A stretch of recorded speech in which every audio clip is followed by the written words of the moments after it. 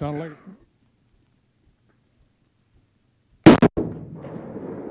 impact. Hey everyone, now here. Well, I got my Xero C1 Pro chronograph here by Garmin, and I'm just going to give you some final thoughts on it and what I think of it. I've been using it for quite a while now, and I'll also give you dimensions and show you how to build this little mount. One thing I want to say is that I'm pretty sure Garmin will void your warranty if you are shooting this off attached to your rifle. I'm not sure 100%, but I had one guy comment to me stating that that was a fact. I didn't ask him how he knew, but just to let you know, if you have this on a big caliber with a high recoiling rifle, it could shake something loose. If you tell Garmin that, they might not warranty it. So just keep that in mind. I will use this on my 22 and my 6mm and my 6.5, and that is it. I won't use it on the 280, 338, or 300 or anything else like that. I will use it on my 223 as well. But I've used this quite a bit now, and all I can say is it is amazing. It's awesome. It's never dropped a shot on me, and like as you've seen in the last video, I compared it with the magneto speed, and they were within 5 feet per second, I believe. So I highly recommend these. It's just so easy. I went to a match a few weeks ago. I just threw it on my gun, and no setup. I even let another guy try it, and he really liked it too, and it worked great with his gun. So what I'm going to do today, I'm going to show you the mount, give you some dimensions on how to make it and that, and I'm going to go through the app and how to set the app up, and I'll run through it as well, naming your rifle. You can put notes in, delete shots, have cold bore shots, clean cold bore shots, etc. And we'll go through that now, so stay tuned. Okay, the first thing you're going to want to do is go to the App Store, whether it's on Android or Apple, and download the Garmin ShotView app, and then from there I'll show you how to connect, and we'll go through the app.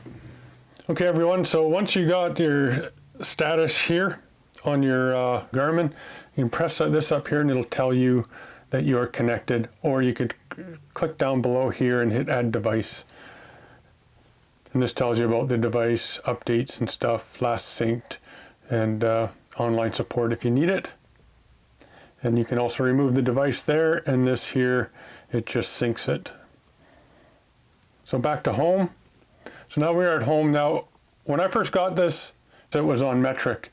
It would read feet per second on the Garmin, but on my phone app, it would read metric. I could not figure out how to do it. Top left, you see that picture of me up there?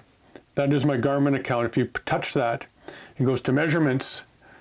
You can do metric or statute. Statute is what you want for feet per second. It tells you build number, version, send logs, so I can send logs to whoever I want, myself or whatever, etc. Account settings. I can manage my Garmin account. Like I say, I have the watch and a GPS, so I already had the account. If you don't have that, you'll probably have to make it up yourself. And I can delete my Garmin account, which I don't want to do. And then just I can sign out, and then I got legal, just privacy policy and stuff like that. So let's go back to home. Now I'm back to all my range sessions here, and they are listed by date. So December 23rd, December 16th, and November 25th. So if I go to, let's say 16th, because I did name a couple of my rifles. So if I get, this one here's my Lone Peak Arms 280 AI 175, 2 shots. I click on that, and it tells you 2 shots, my average kinetic energy, because I put in my bullet weight. It'll give me my foot-pounds of energy, and my average velocity, which is 2914 feet per second, my spread, standard deviation, min and max. I can edit shots, I can change the projectile, and my projectile type, whether it's a rifle, pistol, arrow, air, or other, leave it on rifle, and then I can change the grains of the bullet I shot as well. But we'll leave everything the same. It also tells you your power factor. That comes in handy for the hunter, NRL hunter matches. Kinetic energy, average feet per second, and speed. And then, like I say, up there, it's got all your averages and stuff. You can add a note. So if it was a cold bore or whatever, you just touch that and just write cold bore, whatever, or clean barrel. And we'll call that done. And then that's there. And if I want to edit it, I can go down and I can just erase it. And I'm done.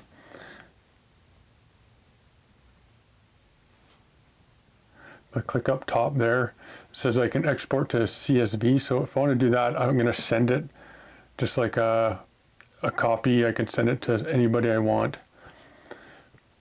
Or I can rename the session, which is that up there, or I can delete the session.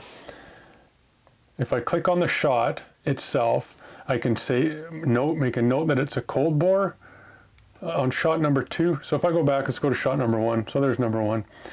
I can say it was a clean bore, cold bore, add a note, or I can even exclude that shot altogether. So if I hit done, there you go. See, it's got the little snowflake and clean.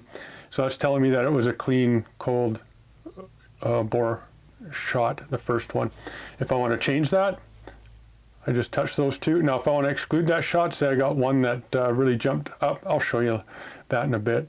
I can change that and it'll omit it. So there you go.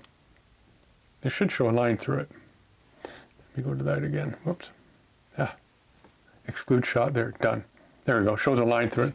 So that's showing that the shot is not being counted in the spread and standard. And you can see that in this here because there's nothing in the spread or standard deviation because it only showing one shot.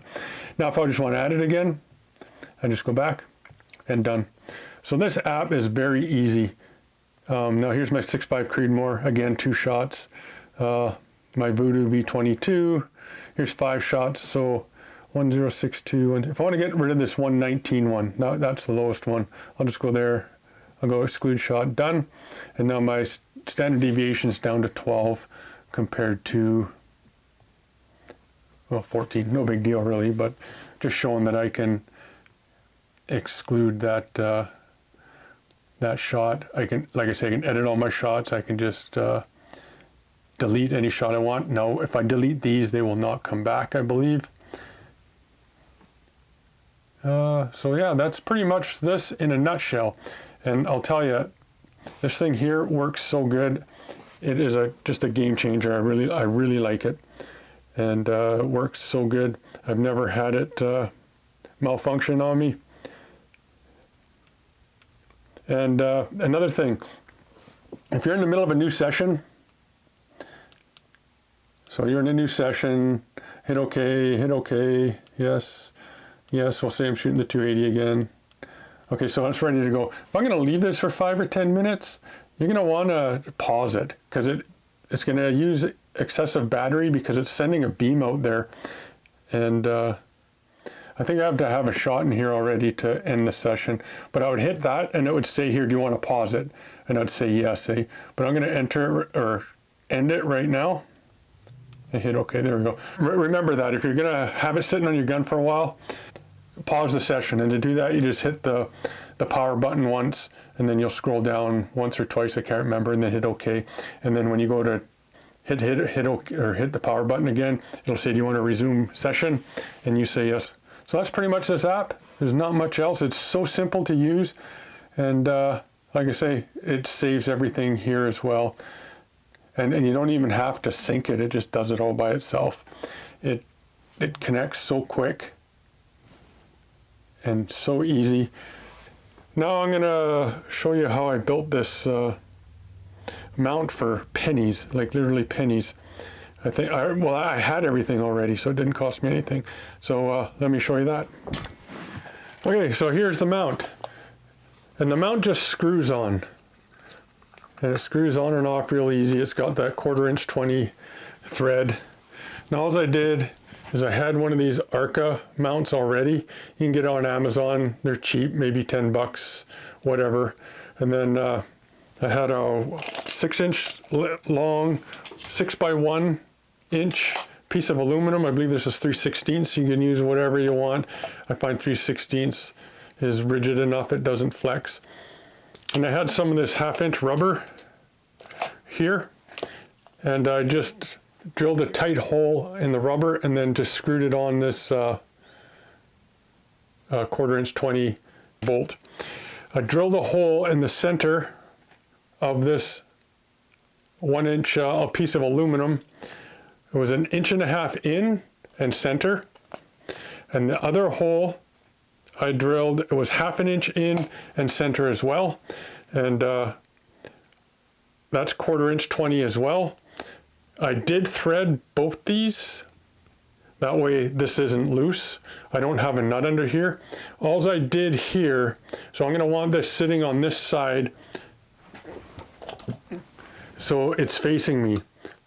So what I had to do was time it with some washers under there, so that when I screw this thing on, it starts to get tight, and it's not too tight, but there we go. Now it's facing me. When I'm shooting, I can see it with my left eye after I shoot, because I wanted left-handed shooters going to want this timed the other way, which was no big deal. Just add or take out some of the washers and you're good to go.